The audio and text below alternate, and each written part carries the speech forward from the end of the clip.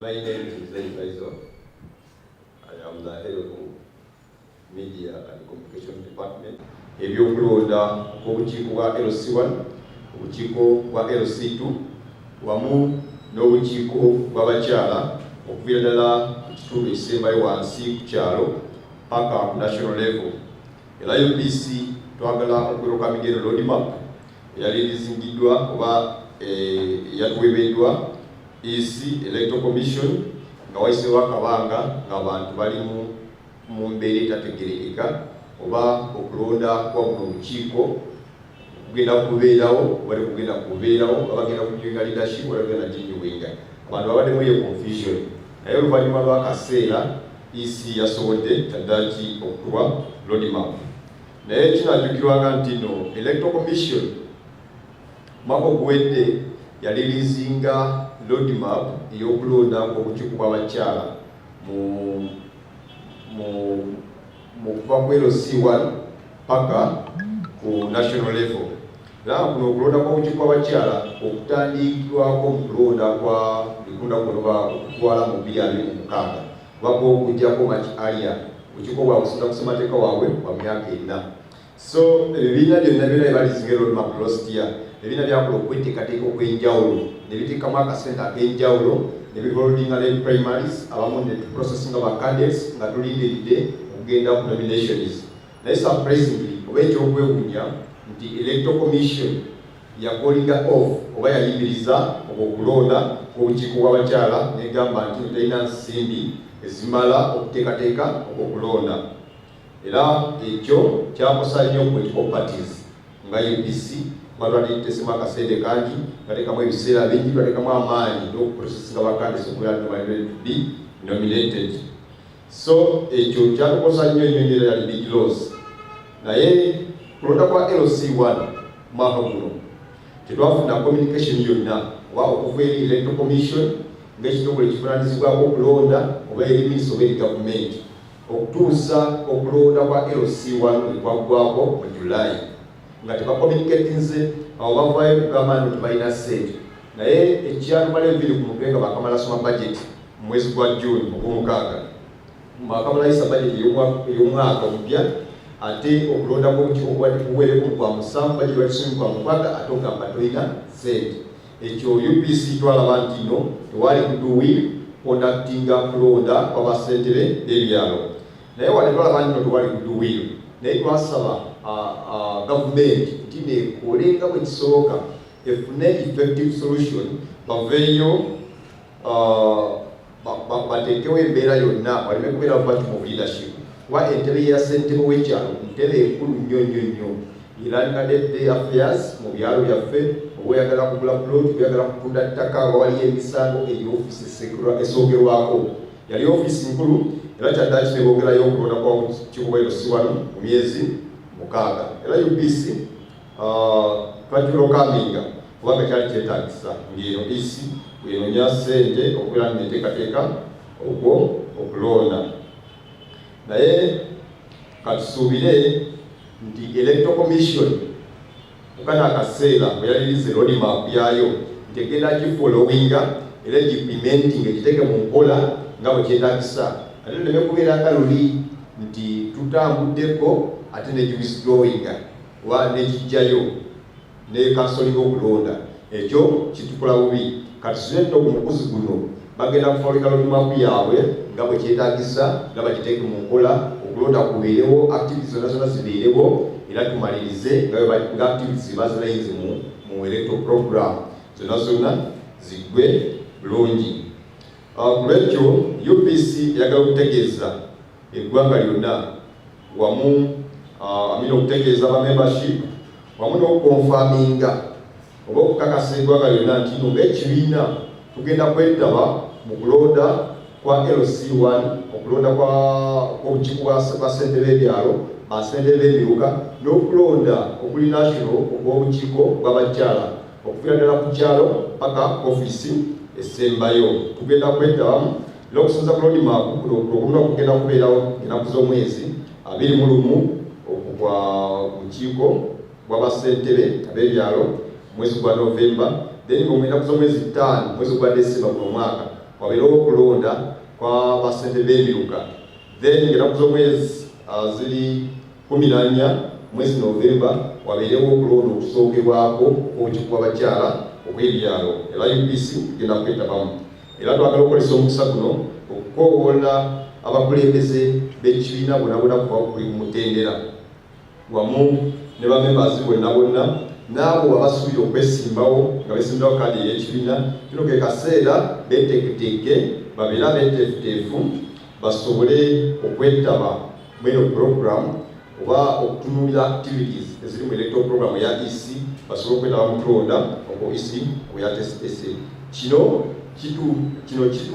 kituleera okubeera tulina okukola mobilization ey'amaanyi ne tuzuula ne bacandidates ab'enjawulo b'okulonda kungi. Tulina okwera LC1 okwera LC2 n'okulonda ku lukiiko lw'abakyala. So tulina okunoonya bacandidates abali potential abagenda okukwata ekibiina flaga era tusobole okubeera tuwangula.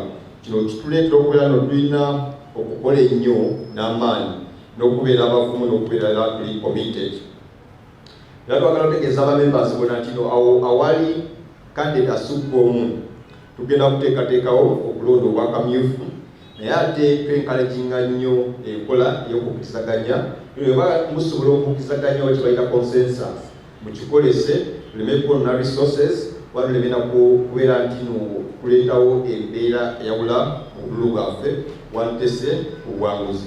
Nga twakolesa mu nkola ya juzi etwawangula mu yamuno by election, twakolesa enkola ya consensus twakkizaganya ne tufuna candidate omu round era eyo method yatuyamba bulungi nnyo.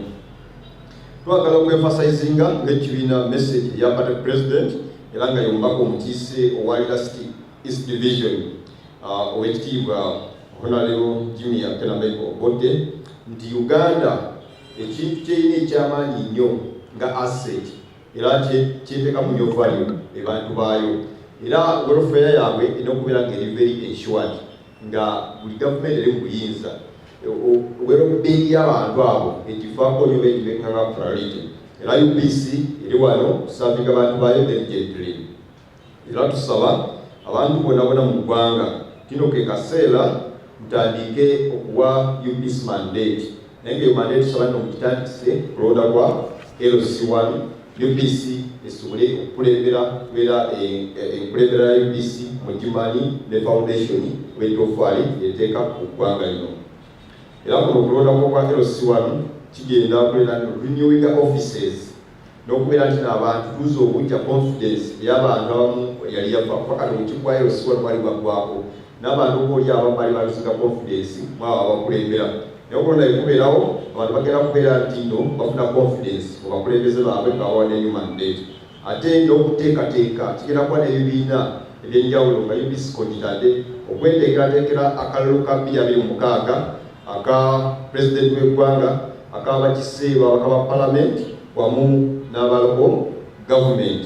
Era eri abakulembeze b'ekibiina buli kumutendera ne bamembers baffe bonna tubasaba tugende ku ground tutandike okukola kakuyege wa mobilization twetabe buli mu activity yonna eri mu electoral map electoral commission tusobole okubeera nti no twesimbawo tuwangula okulonda okwa LC1 LC2 ne women councils nga bwe kyalambikirwa bulungi mu electoral map. Webale nnyo webalekera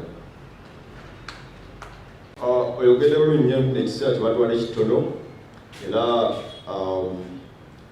electoral commission yalwadde ng'ejja mu budde wabudde bubaddewo naye katusubire nno resources kasita zino weziri okuteekateeka okulonda.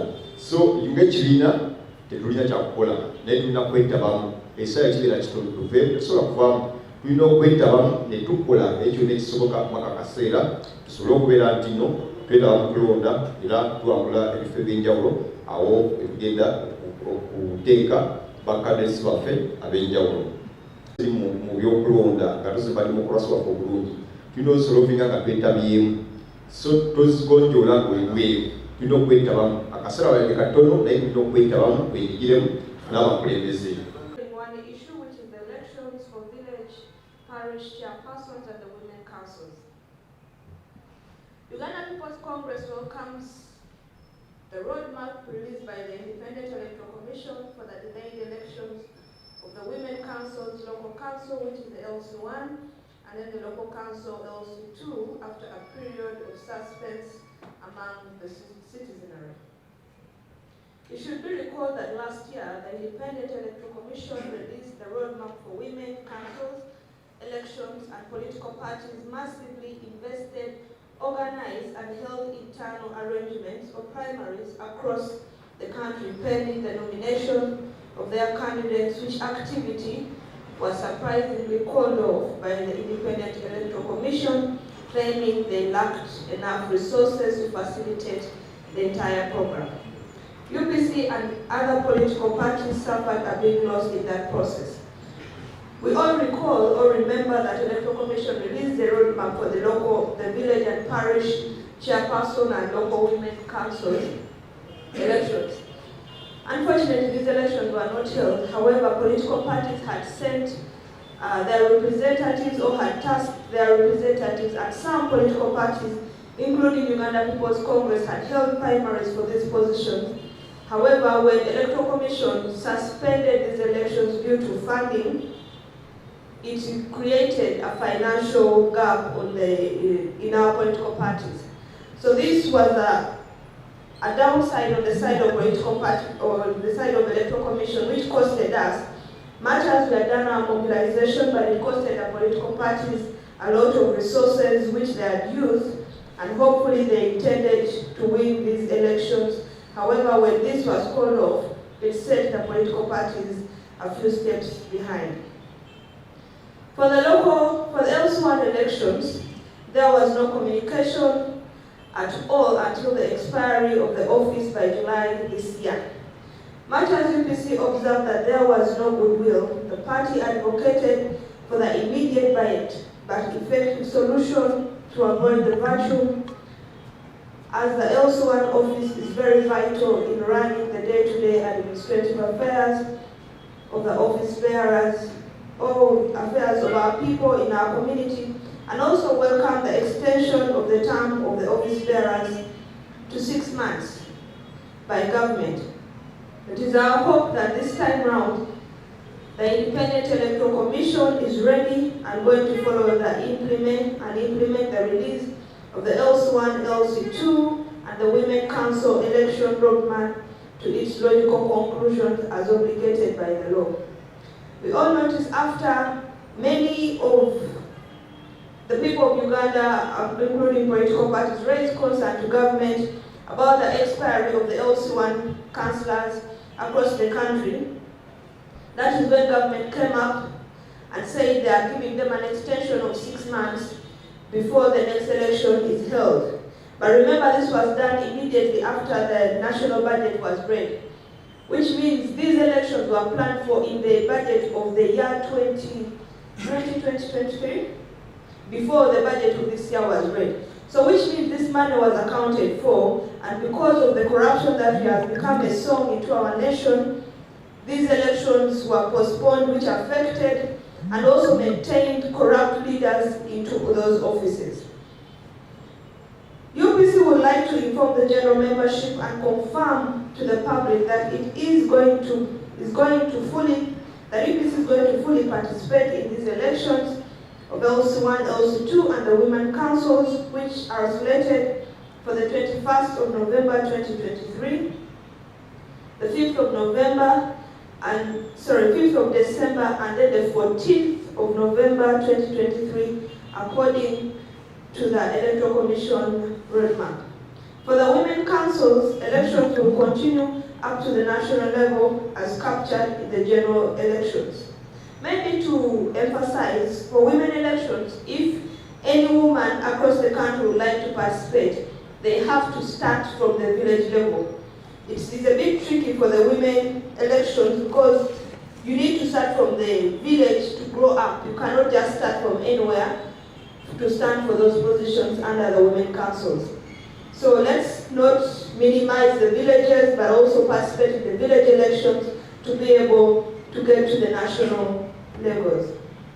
UPC now calls upon the party leadership at all levels and membership as well as the potential candidates to get ready for the new electoral map, which has just been released.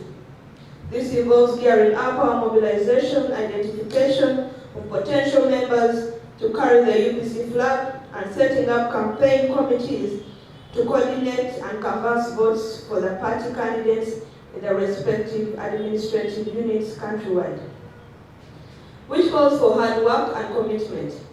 In case of more than one candidate, the party shall be informed and shall hold primaries where possible. Consensus is highly encouraged, as was the case in the recently held Oyam North by-elections. By consensus, we mean two candidates that want the same position to agree on their own terms and give room for the most popular or the most capable candidate to avoid primaries, which usually splits votes among the electorate.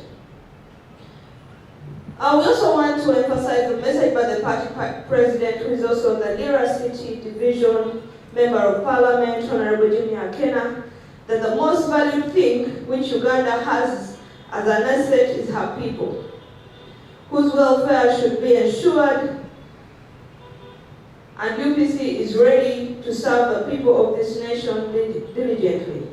The party therefore appeals to the general public, most especially the electorates, to start with the forthcoming elections of local council to give UPC mandate by electing its candidate. This also should act as an eye-opener. Much as they are starting these LC1, LC2 and the Women Council elections, they should also put in mind to elect candidates that are capable, and not candidates that are giving them money, not candidates that are telling them lies. They should focus on integrity and the service delivery. With this, if we start this trend now, with this lower position, we should be able to elect the right president come 2026, who will prioritize the people of Uganda and service delivery. So we urge the electorate who will participate in the LC1 and LC2 elections to be very vigilant and do their research on these candidates, and not just to use whatever they're offering them to elect them, but also prioritize what are these people going to offer, what is their history, what have they done for our people before we vote for them.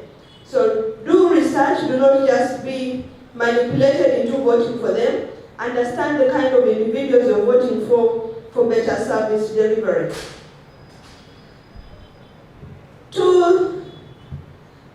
This election shall allow renewal of office bearers and restore public confidence of dealing with elected leadership with a fresh term of mandate.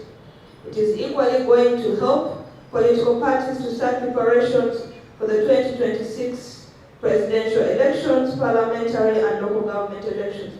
As I said, these LC1 and LC2 elections are a stepping stone.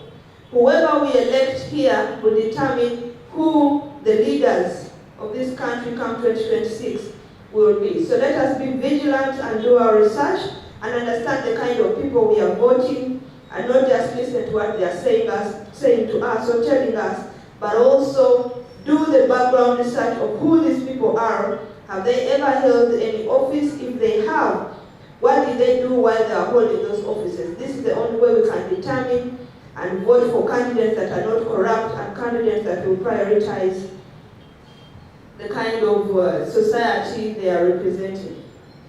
To the party leadership and the general membership at all levels, start grand mobilization and participate in all electorate activities leading to the elections of the LC1, LC2 and the Women Council elections.